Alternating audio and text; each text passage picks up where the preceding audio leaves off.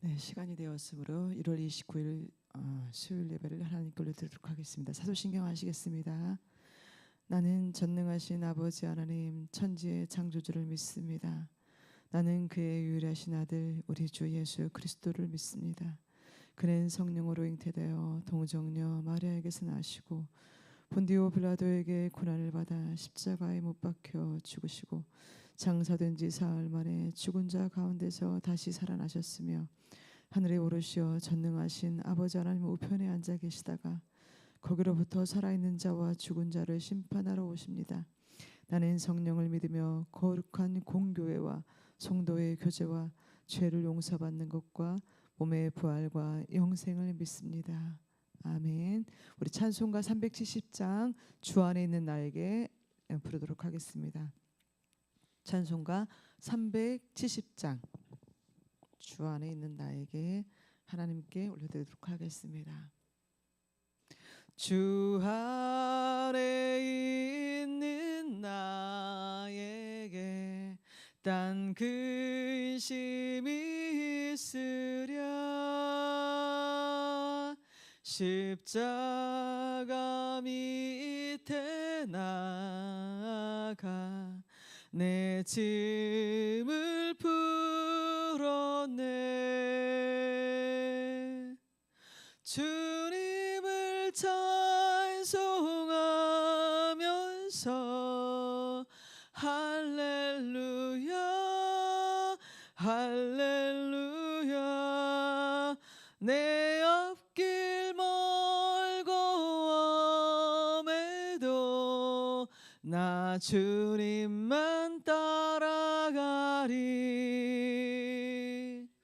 그 두려움이 변하여 내 기도 되었고 전날의 한숨 변하여 내 노래 되었네. 주님을 찬송하면서 할렐루야 할렐루야 내 앞길 멀고 엄해도 나 주님만 따라가리. 내 주님 자비하셔서 늘 함께 계시고 내 궁핍함을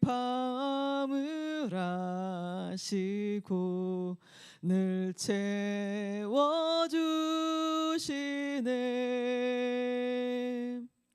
주님을 찬송하면서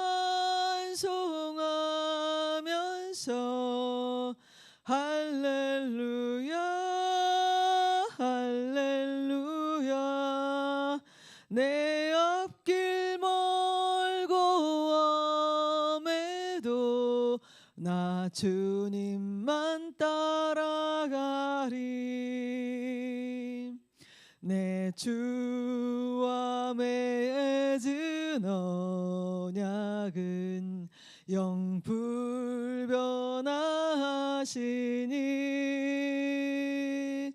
그 나라 가기까지는 늘 보호하시네.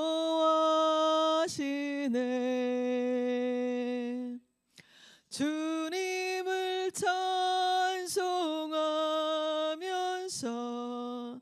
할렐루야 할렐루야 내 앞길 멀고 엄해도 나 주님만 따라가리.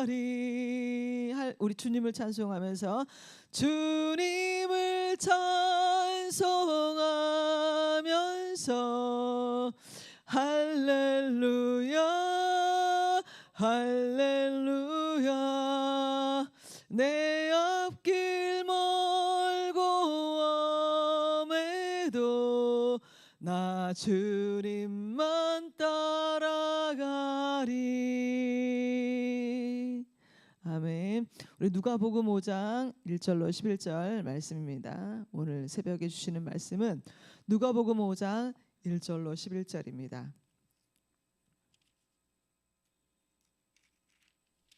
우리 한 목소리로 읽도록 하겠습니다. 시작.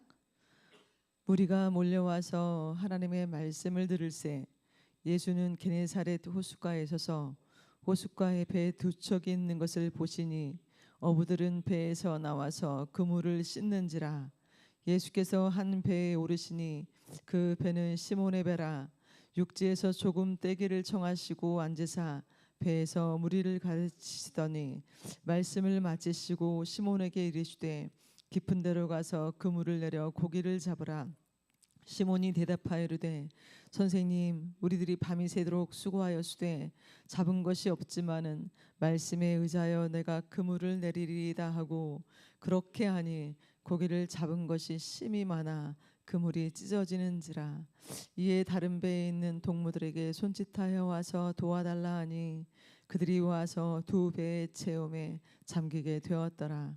시몬 베드로가 이를 보고 예수의 무릎 아래에 엎드려 이르되 주여 나를 떠나소서 나는 죄인이로소이다 하니 이는 자기 및 자기와 함께 있는 모든 사람이 고기 잡힌 것으로 말미암아 놀라고 세베대의 아들로서 시몬의 동역자인 야고보와 요한도 놀랐음이라. 예수께서 시몬에게 이르시되 무서워하지 말라. 이제후로는 네가 사람을 취하리라 하시니 그들이 배들을 육지에 대고 모든 것을 버려두고 예수를 따르니라. 아멘. 네, 우리는 살아가면서 우리가 인생 가운데 성공하기를 원합니다. 잘 되기를 원하고 성공하기를 원하고 그래서 우리가 자녀들을 양육할 때도 잘 돼야 된다, 성공해야 된다 뭐 이런 말들을 우리가 하는데요. 요즘 제가 이제 드는 생각은 우리는 실패를 많이 해봐야 된다 그 생각을 듭니다. 성공보다는 많은 실패를 통해서 그 실패를 통해서 지혜를 얻게 되고 그 실패를 통해서 나 자신의 연약함을 깨닫게 되고 그 실패를 통해서 우리가 주님을 만나는 접점이 된다는 생각이 듭니다. 그래서 성경은 실패를 통해서 주님을 만나는 그런 사람들의 이야기가 적혀 있는데요. 오늘 나오는 말씀 인물 베드로가 그렇습니다. 오늘 1절에서 3절은 무리가 몰려들어 하나님의 말씀을 들을새 예수는 게네사렛 호숫가에 서서 예수님의 말씀을 듣기 위해 사면에서 이렇게 예수님의 말씀을 듣기 위해서 예수님이 게네사렛 호수 게네사렛은 어디냐면 지금으로 말하면 갈릴리 호수를 말하거든요. 게네사렛 뭐 긴네렛 혹은 갈릴리 이게 다 갈릴리 바다의 그 호칭입니다. 자, 이 갈릴리 호숫가에 서서 많은 사람들이 지금 예수님의 말씀을 들으려고 몰려든 상황이에요. 몰려드는 상황인데 이 몰려들다 뜻이 뭐냐면은 떠밀리다 이런 뜻이에요. 떠밀리다. 얼마나 많은 사람들이 지금 게네사렛 호숫가에 모였으면 지금 사람들이 막 등 떠밀리는 거죠. 하나님 예수님 말씀을 듣기 위해서 막 서로 지금 막 이고동서로 어떤 사람은 병 고치려고 어떤 사람은 말씀을 들으려고 어떤 사람은 구경하려고 다양한 사람들이 지금 거기에 몰려가지고 이 호숫가에서 막 서로 막 밀리는 거예요. 사람들이 얼마나 많았으면. 자, 그런 상태를 지금 표현하고 있습니다. 이로 인해서 예수님이 거의 지금 호숫가에 빠질 지경이에요. 그렇게 상황에 직면한 이 예수님께서 무리를 피해서 어부들이 있는 곳으로 가서 그 어부들이 배에서 그물을 씻는 것을 보시고 그 중에 그 시몬의 배에 올라타게 됩니다. 그리고 시몬의 배에 올라서 시몬이 누구죠? 베드로 아닙니까? 시몬 베드로가 올라서 이제 그 호숫가에서 조금 떨어져서 이제 말씀을 전하는 거죠. 회중을 바라보고 배 위에서 이제 회중을 바라보고 말씀을 전하는 거죠. 자, 배에서 육지에 있는 이 사람들을 가르치신 것은 무리에게 이 복음을 효과적으로 가르치시기 위함이었어요. 이 낮은 곳에서 이렇게 위를 바라보고 설교를 하잖아요. 그러면 아무래도 지금도 보면은 이게 좀 배가 강대상이 좀 낮지 않습니까? 뒤가 좀 높잖아요. 물론 잘 보기 위함도 있지만 이 소리를 전달하기 위함도 있거든요. 자, 그렇게 해서 예수님은 이 복음을 효과적으로 가르치시기 위해서 배 위에서 설교를 하십니다. 또 이 나아가 많은 배 중에 하필 왜 시몬 베드로의 배에 올라 가르치신 걸까요? 그것은 이 베드로의 일행을 그 어려운 처지를 예수님께서 헤아리고 계셨기 때문입니다. 이 어부들은 하루 벌어 먹고 사는 근근히 먹고 사는 사람들입니다. 우리처럼 뭐 월급을 받아 사는 게 아니라 하루 벌어서 하루 그 물고기 잡은 것으로 그것으로 근근히 먹고 살아가는 사람들이 바로 어부들이죠. 자, 이 게네사렛 호수에는 어떤 물고기가 많이 잡히냐면 우리나라에 들어오는 그 베스라는 물고기거든요. 그 베스라는 물고기가 외래종인데 이 베스라는 물고기가 잡히는 곳입니다. 오병이어 기적에서 그 어린 소년이 도시락에 싸가 있던 그 물고기 이름이 바로 베스입니다. 이 베스라는 물고기인데요. 그런데 이들은 이날 지금 이 베스라는 물고기를 한 마리도 잡지 못했습니다. 그래서 허탈한 심정으로 정말 허망한 심정으로 그물을 씻고 있는 상황인 것이죠. 자, 주님은 그런 베드로와 그들의 일행을 대해서 모든 것을 알고 계신 분이십니다. 주님은 한 마리의 물고기도 잡지 못한 베드로의 일행의 그 곤란한 상황을 아시고 그들에게 이제 물고기를 잡게 해주시려고 베드로의 배를 선택해서 오르신 것입니다. 우리 사랑하는 성도님들, 이렇게 주님은 우리가 처한 상황과 형편을 잘 알고 계시고 또 그것도 넘어서서 너무나 잘 알고 계신 분이 바로 예수님이십니다. 예수님은 그것을 간과하지 않으시는 분이시죠. 마태복음 10장 30절에 이런 말씀이 있어요. 너희에게는 머리털까지 세신 바 되었나니라는 말씀이 있습니다. 우리가 머리털을 어떻게 세요? 못 세잖아요. 근데 예수님은 우리의 머리털 하늘하늘까지도 다 세시는 분이시라고 말씀하고 있습니다. 자, 우리의 머리털을 알고 계신 주님께서는 우리의 모든 처지를 세밀히 살피시고 계시고 우리의 처지를 아는 것으로 끝나지 않으시고 우리의 어려움을 해결해 주시기 위해 또 적극적으로 개입해 주셔서 능동적으로 개입해 주시는 은혜로운 분이심을 우리가 꼭 기억할 수 있어야 되겠습니다. 그래서 사랑하는 성도님들의 경제적인 문제라든가 또 진로의 문제라든가 뭐 자녀의 문제 또 뭐 여러 가지 또 질병의 문제 여러 가지 문제가 있지 않습니까? 그 문제들을 너무 염려하지 마시고 우리 주님께 맡기셨으면 좋겠습니다. 주님은 우리의 당면한 문제를 해결해 주실 것이라는 그 믿음과 신뢰가 우리에게 꼭 있어야 되겠어요. 자, 이런 믿음 없이 혼자서 고민하면 우리는 결국 사단의 그 올무에 넘어지게 되고 또 그 시험에 걸려서 우리가 넘어질 수 있음을 기억해야 합니다. 베드로전서 5장 7절은 이렇게 말합니다. 너희 염려를 다 주께 맡기라 이는 그가 돌보심이라 라고 말씀합니다. 예수님께서는 우리의 염려를 다 주께 맡기면 내가 너희를 도와줄게, 내가 너희를 돌봐줄게 라고 말씀하시는 것이죠. 자, 오늘 4절에서 무리를 가르치신 예수님은 시몬 베드로에게 깊은 곳으로 가서 그물을 내려 고기를 잡으라고 명하십니다. 이때 베드로의 마음이 어땠을까요? 생각을 해보면 베드로의 마음이 참 어려웠을 것 같아요. 밤새 고기를 한 마리도 잡지 못하고 지금 그런 상황에서 이 베드로가 어떤 사람입니까? 전문적인 이게 어부 아니겠어요? 탁월한 어부 아니겠어요? 거기서 잔뼈가 굵었으니 얼마나 이게 물고기를 잘 잡겠어요. 자, 수많은 세월 동안 물고기를 잡았던 베드로는 자신의 그 풍부한 경험과 노하우가 있었을 것입니다. 이 전문성을 갖춘 베드로는 예수님의 말씀이 어부를 무시하는 말씀처럼 이렇게 말처럼 들렸을 수도 있었을 것 같아요. 왜냐하면 예수님의 그 직업이 뭐였습니까? 아버지를 도와서 목수 아니었습니까? 목수. 지금 베드로의 지금 뭐죠? 직업은 어부 아닙니까? 어떤 어부? 전문적인 어부. 목수가 어부에게 지금 깊은 데로 가서 지금 투망을 던지라고, 그물을 던지라고 말씀하고 있지 않습니까? 자, 이게 또 여기다 또 한 가지 더 베드로는 밤새 고기를 잡았으니까 어떨까요? 지금 되게 필요한 상황이에요. 육체가 너무 필요하고 정신적으로 막 에너지를 쏟아가지고 너무너무 지금 피곤한 그런 상황에 놓여 있습니다. 그런데도 베드로는 이해할 수 없는 이 모든 상황임에도 불구하고 이 예수님의 말씀, 자신의 배 위에서 그 회중을 바라보고 막 설교했던 그 예수님의 말씀을 신뢰하고 그 말씀에 순종하기로 결단을 합니다. 우리 5절에 보니까 우리 5절 한번 읽어볼까요? 자, 5절 한번 같이 읽어보도록 하겠습니다. 시작.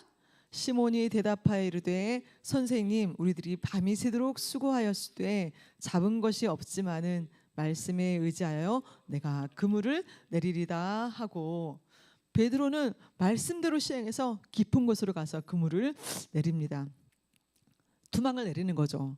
자, 거기까지 갈 때는 깊은 곳을 갈 때까지는 어떻게 갔을까요? 막 노를 저었겠죠. 막 힘차게 노를 저어서 깊은 곳으로 갔어요. 바다 한가운데죠. 그 게네사렛 그 바다 중간까지 갔어요. 그곳이 가장 깊은 곳이니까 그곳에 이제 그물을 내립니다. 자기의 경험과 실력과 노하우를 완전히 내려놓고 주님의 말씀대로 그물을 내렸을 때 어떤 기적을 체험합니까? 만선의 기적을 체험하게 됩니다. 자신의 눈앞에 믿을 수 없는 놀라운 역사가 펼쳐지게 됩니다. 그 그물에 물고기들이 막 뛰는데 이 그물이 찢어질 만큼의 물고기들이 막 잡힌 것이죠. 아니 밤새도록 그물을 그렸는데 한 마리 물고기를 잡지 못했는데 지금 어떤 상황이에요? 이 물고기들이 눈앞에서 뛰는데 그 투망 안에 수많은 물고기들이 있는데 와 정말 놀라운 역사가 일어난 것이죠. 이게 뭘 뜻할까요? 자, 베드로의 행동은 경험이 아닌 믿음, 자기가 아닌 예수님, 좌절이 아닌 용기, 포기가 아닌 재도전, 무엇보다도 주님의 말씀에 순종한 결과물이었습니다. 엄청난 풍성함이 그 그물 속에 그 물고기들로 가득 차게 된 것이죠. 자, 주님의 말씀, 주님의 명령에 순종하는 자에게 주어지는 놀라운 축복이 있는 줄로 믿으시기 바랍니다. 자, 우리는 베드로의 실천적 순종을 본받아야 합니다. 주님의 말씀이 떨어지면, 주님의 말씀이 임하면 우리는 그 즉시 우리의 경험과 생각과 우리의 노하우와 우리의 모든 능력을 내려놓고 이해가 되지 않아도 우리는 주님의 말씀을 따라 순종해서 실천하면 그 그물이 찢어질 만큼 그 이상의 물고기들을 잡게 된다는 것을 이런 말씀을 통해 우리 지금 가르쳐주고 있습니다. 우리가 잘 아는 노아 있잖아요. 노아는 하나님께서 그 정말 화창한 날씨, 여름과 땡볕 같은 그런 날씨가 지속되는 곳에 방주를 지으라고 하죠. 방주를 지으라고 합니다. 그래서 이게 노아는 이 70년의 긴 세월 동안 하나님의 명령에 순종해서 그 방주를 사람들이 그 비웃음 속에서 저 좀 뭐 하는 것이야. 이렇게 좋은 날씨, 날마다 이렇게 좋은 날씨가 있는데 뭐 하는 짓이야. 그 조롱 속에서도 묵묵히 이해가 되지 않고 그래도 하나님의 말씀에 따라 그 방주를 짓습니다. 그럴 때 어떻게 되죠? 놀라운 일이 일어나지 않습니까? 그 말씀에 순종한 노아와 그 가족들은 구원함을 받잖아요. 모두가 그 파도에 그 비에 그 정말 40일 동안 내린 그 비 속에 다들 막 그렇게 됐을 때 이 노아만큼은 어떻게 해요? 구원함을 받지 않습니까? 자, 하나님께 순종함이 항상 옳은 길이고 순종이 곧 축복임을 믿으시기 바랍니다. 사도 바울은 자기 몸에 예수의 흔적을 지니고 있다고 했는데 우리들은 순종의 흔적이 우리 삶에 고스란히 남기를 바랍니다. 자, 6절과 7절은 고기가 많이 잡혀서 그물이 찢어질 정도가 되자 다른 배에 있는 동무들을 이렇게 요청합니다. 도와달라고 요청하죠. 그런데 고기를 나눠 받은 배 역시 잠길 정도가 된 것입니다. 어떻게 이런 결과를 얻게 된 것일까요? 이 베드로의 온전한 순종이 그런 결과를 낳게 된 것입니다. 그의 온전한 순종이 다른 사람들에게도 그 은혜의 선물이 주어지게 되는 것입니다. 자, 이처럼 한 사람의 온전한 순종은 자신뿐만 아니라 다른 사람에게도 유익을 끼칩니다. 하나님의 은혜는 확장의 원리가 있기 때문입니다. 확장의 원리. 여러분, 고요한 호숫가에 돌을 던지면 그 파장이 어떻게 됩니까? 여러분 혹시 고요한 바다에 혹시 돌을 던져봤어요? 고요한 물에 돌을 던져봤나요? 그러면 이 파장이 온 호수로 퍼져나가듯이 한 사람의 온전한 순종으로 인해서 많은 사람들이 하나님의 은혜를 나눠주게 된다는 사실입니다.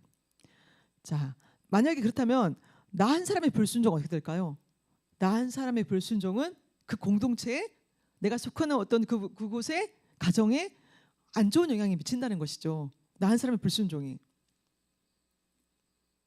그래서 나 한 사람의 순종을 통해서 내가 복을 받고 내 가정이 복을 받고 내 자녀가 복을 받고 그 복이 내 주변의 공동체가 복을 받고 또 어떻게 해요?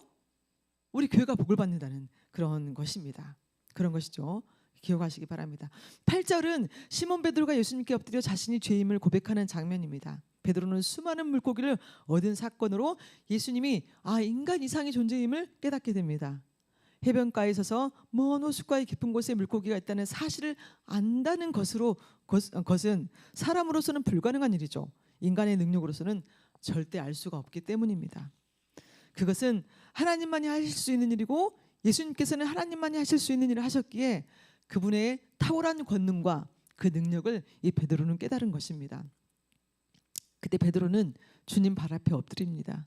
그리고는 주님이라 부르며 자신은 죄인이니 자신을 떠나소서라고 말합니다. 그런데 여기서 주목할 것이 있는데요. 베드로가 호칭이 바뀌었어요.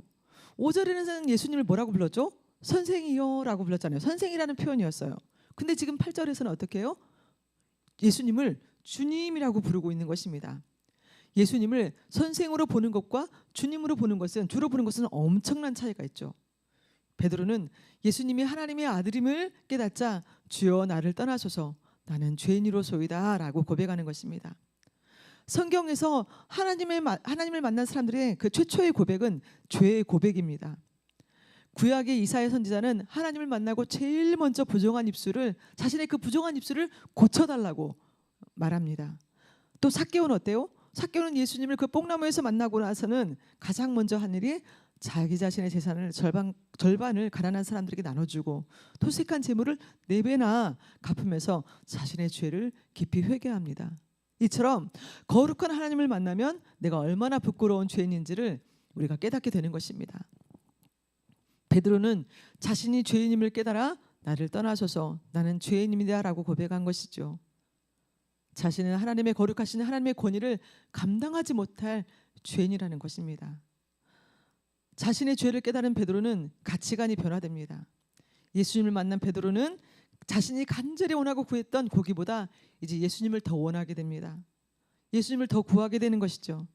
물고기가 많이 잡히기를 바라봤던 이 베드로는 이제 예수님만을 바라보게 됩니다. 그물만 던지던 사람이 은혜만 던지는 사람으로 이제 변화되게 되는 것이죠. 자, 하나님을 진정으로 만난 사람들은 가치관의 변화를 겪게 됩니다. 우리들도 예수님을 만난 사람들이죠. 신앙생활 속에서 베드로처럼 만선의 기적과 이적과 표적을 우리는 나름 경험한 사람들입니다. 병 고침을 받고 어려운 문제가 실타래처럼 풀리는 것을 보고 또 자녀들이 원하는 대학에 들어가고 또 진급이 되는 그런 기적들을 우리 때로는 경험하죠. 그런데 어떤 성도들은 주님이 베풀어 주신 기적과 응답만을 중요하게 생각하고 정작 그 은혜의 선물을 주신 예수님께 신앙의 초점, 마음의 초점을 맞추지 못하는 성도들이 있습니다. 이와 같은 일은 주님이 원하시는 일이 아니죠. 주님께서 우리에게 보여주신 그 기적과 이적과 표적과 기도의 응답들의 목적은 예수님이 어떤 분이신지를 바로 알고 내가 죄인이며 진정으로 회개하고 돌아와 이제 삶이 변하고 가치관이 변하여 주님께 인생의 초점, 우리의 마음의 초점을 맞추고 주님만을 섬기며 주님만을 위해 살기를 바라시는 것이죠. 그리고 신앙생활을 하면 할수록 주님의 은혜를 더 깊이 깨닫게 되고 깨달은 성도는 점점 주님을 높이고 자신은 부인하는 삶을 살게 됩니다. 이것이 주님을 올바로 섬기고 겸손하게 주님을 섬기는 모습입니다. 이런 성도에게 주님께서는 더욱 그런 성도를 귀하게 쓰시고 더욱 풍성한 은혜의 길로 인도해 주십니다. 자, 10절과 11절은 이제 베드로와 함께 그 일행은 주님의 소명을 받고 주님을 따르는 내용입니다. 예수님 말씀하십니다. 무서워하지 말라. 이제 후로는 네가 사람을 취하리라는 주님의 부르심에 즉각적으로 행동하는 모습을 보입니다. 배를 즉시 버리고 예수님을 따릅니다.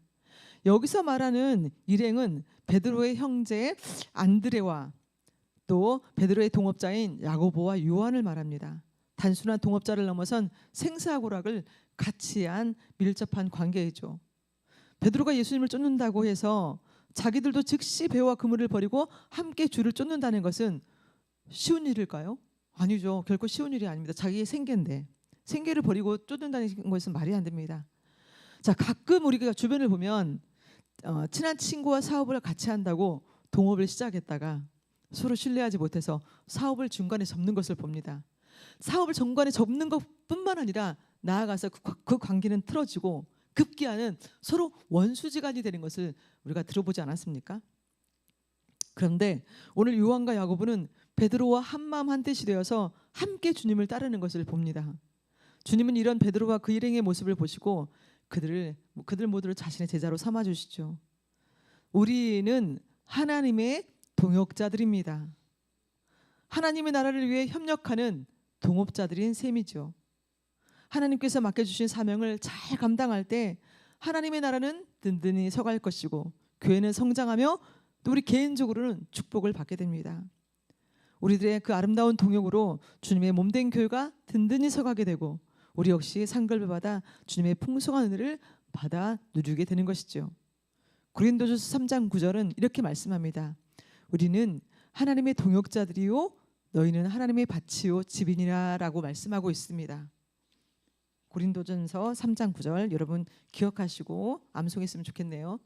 자, 이제 말씀을 맺겠습니다. 베드로는 예수님의 말씀에 순종했을 때 그물이 찢어질 정도로 만선의 축복과 기적을 경험했습니다. 베드로의 한 사람의 온전한 순종으로 함께 이 일행까지 만선의 기쁨을 누린 것이죠. 하나님의 나라는 확장의 원리가 있기 때문입니다.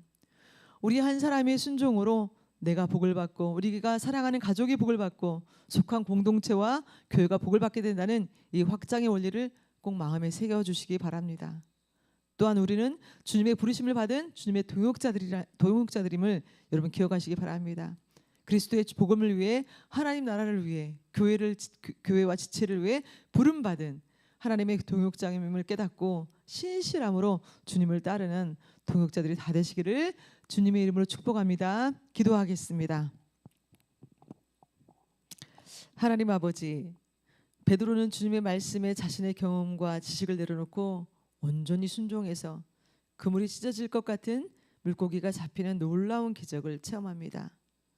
참 온전한 순종이 낳은 결과입니다. 우리도 베드로처럼 주님의 말씀이라면 어떤 일이든 우리의 생각, 우리의 경험, 우리의 지혜 내려놓게 하시고 온전하게 순종해서 주님께서 베푸시는 그 놀라운 기적을 삶 속에서 체험하게 하여 주옵소서. 나 한 사람의 순종으로 그 은혜와 복이 가족과 공동체와 교회와 이웃에 흘려보내는 축복의 통로, 은혜의 통로가 되게 하여 주옵소서. 그리스도께서 우리가 그리스도께 우리의 마음을 초점을 맞추게 하시고 나 자신을 겸손히 낮추며 주님만을 높이는 삶이 될 수 있도록 우리의 삶을 주장하여 주옵소서. 무엇보다 주님 나라와 주님의 몸된 교회를 세워가는 일에 주님의 아름답고 진실한 동역자가 되어 주님께 쓰임받는 하나님의 선한 일꾼들 될 수 있도록 주님 우리를 사용하여 주옵소서. 오늘도 성령의 충만함을 입고 성령의 다스림 속에서 주님과 동행하는 한 날이 되게 하시기를 간구하며 오늘도 살아계신 예수님 존귀하신 이름으로 간절히 기도 올리옵나이다. 아멘. 오늘도 우리가 각자의 기도 제목을 가지고 또 부대와 나라를 위해서 기도하시는 시간 되시기를 바랍니다. 기도하시겠습니다.